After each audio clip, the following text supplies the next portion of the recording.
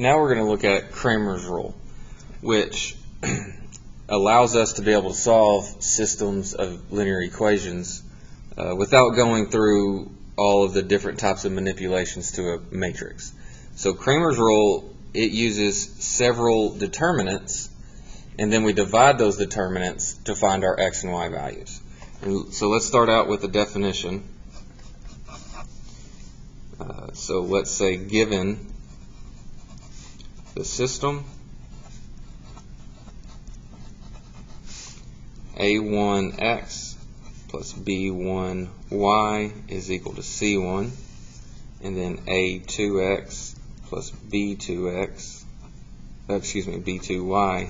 is equal to c2, where a1 and b1 and a2 and b2 are just some coefficients. You know, where we're used to seeing just normal numbers, we're just saying these can be any number we want them to be, but this is the general formula and how we'll get it.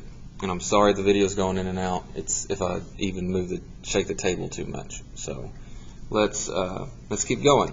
So we are going to use all of these letters, if you will, all these variables and constants to determine. We need to determine three different determinants. Excuse me. The first one we're going to call is D. All right, and so the D determinant of D is just ignore the answers, the C portions for now. So just cover those up, and now all we do is take the coefficients of x and y. So we have a1, b1, a2, b2, and that's our first determinant.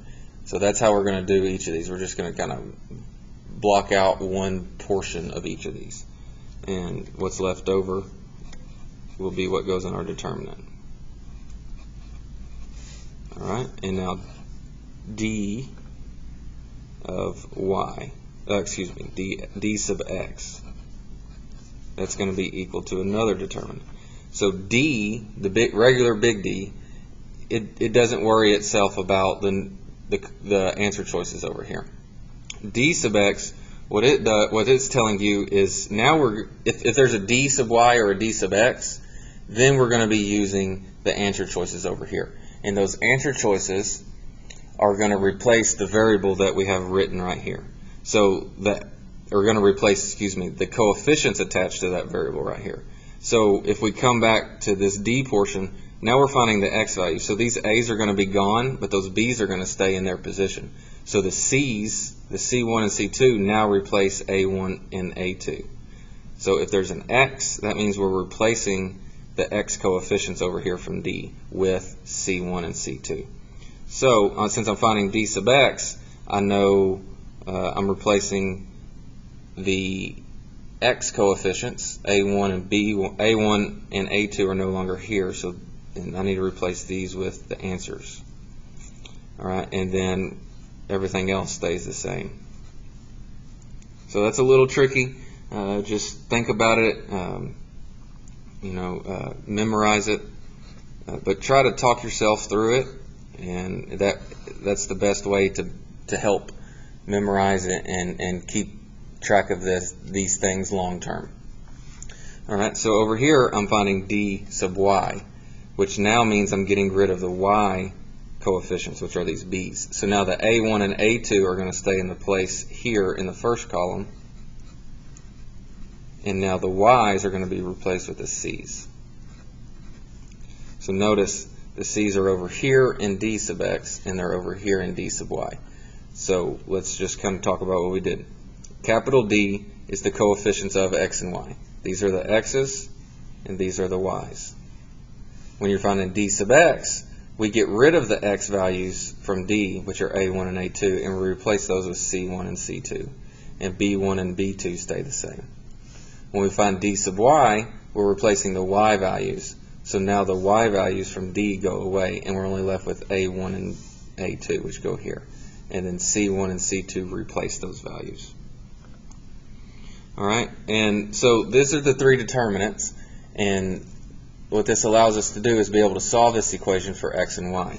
So we need to be able to write those as points. So if we're trying to find the point of x, then or the point of y, they're both going to be divided by something.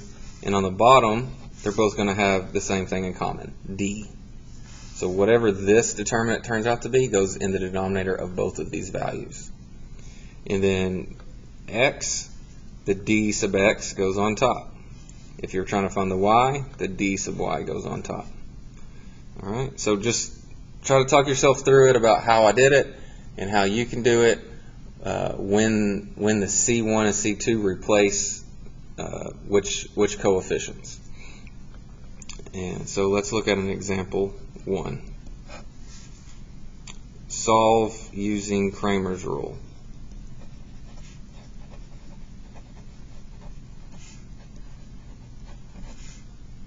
And here is your system.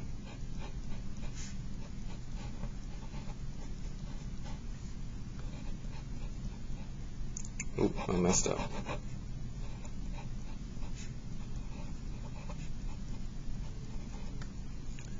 There's your system. Alright, so the first thing we want to do is find D.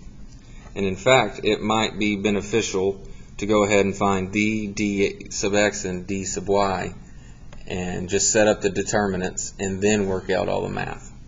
That way we can just kind of keep track of everything that's going on. So if I'm finding d, there's no variable down, there's no subscript down here. So that means I need everything except the answer choices. And you can refer back up to here. D took A1, B1, A2, and B2, which are the coefficients of the x and y terms, and we ignore the c's. So same thing here. We're going to ignore the answer choices over here, so I'm left with negative 11, 6, 2, and negative 5 for this determinant.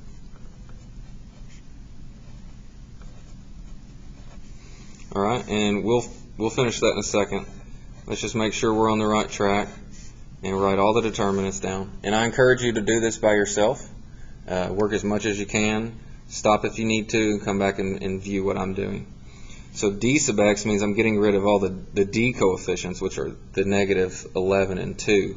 And I need to replace those with the answer choices here. So these go away, and so the answer choices are 4 and negative 3. We have to make sure we keep these in order also. And now the y values stay the same. Now d sub y, that means I'm replacing the y values with the answer choices from d. So that means this 6 and negative 5 will go away. But I'm left with this negative 11 and 2. And then the answer choices go here for the y column. So 4 and negative 3. Alright, so that's our 3 determinants. I encourage you to pause the video and keep going. This should hopefully be something you're pretty familiar with at this point. So to find the determinant, you take the diagonals, negative 11 times negative 5, minus the other diagonal, 6 times 2. So negative 11 times negative 5 is 55, minus 12, which is 43. Next determinant, same process over. Take the first diagonal, 4 times negative 5, minus the other diagonal, 6 times negative 3. 4 times negative 5 is negative 20, minus negative 18, which that becomes negative 20 plus 18, which is negative 2. And it may be easier for you to write vertically, straight down, so write 55 minus 12, but for the sake of room on this paper, I wrote out horizontally. But you are welcome to do it either way. Alright, so last one. Negative 1 times negative 11 times negative 3, minus 4 times 2. Negative 11 times negative 3, and I'll show you what I'm talking about. Negative 11 times negative 3 is 33, minus 4 times 2, which is 8. So sometimes writing vertically is easier to keep track of negatives. And so this gives you 25. Now we're almost there. We need to determine our x value and our y value. So x, we know that both of these have the d in common. And then on the top, I'm finding the x value, so this needs to be d of x. Over here, I'm finding the y, so this needs to be d of y. So d sub x we said was negative 2, and d is 43. That would be our x value. Now d sub y is 25, and d is 43. So we would say the solution is,